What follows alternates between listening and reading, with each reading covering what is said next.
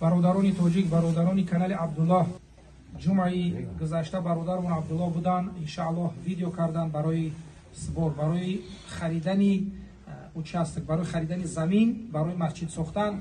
در همین کارتا کسی پول فریدن. ای برادرای عبدالله، برادران ما کانال در گفته بودیم که 2,859,650 سوم جمع شده بود او جمعه.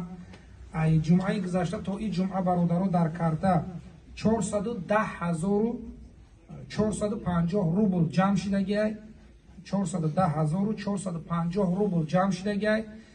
جزاک الله خیر. همه برادرایی که در کانال عبدالله ویدیو را تماشا کرده، برای خریدن زمین سهم خودتون گذرانده، الله خیرای شما را قبول کنه. جزاک الله خیر.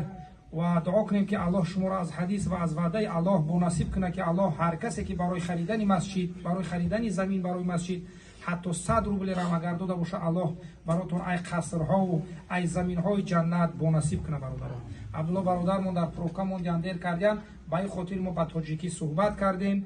انا شتاب امی صحبت ها را عبدالله برادر در کانالش برای پادپیسچیکای خودش اچاد بمونه.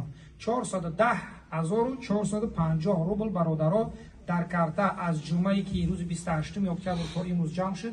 برادرها جزاک الله خیر. هر کسی که 100 روبل داد، هر کسی که چند سوم که خودش میدونه، خدا میدونه، الله خیراتون قبول کنه.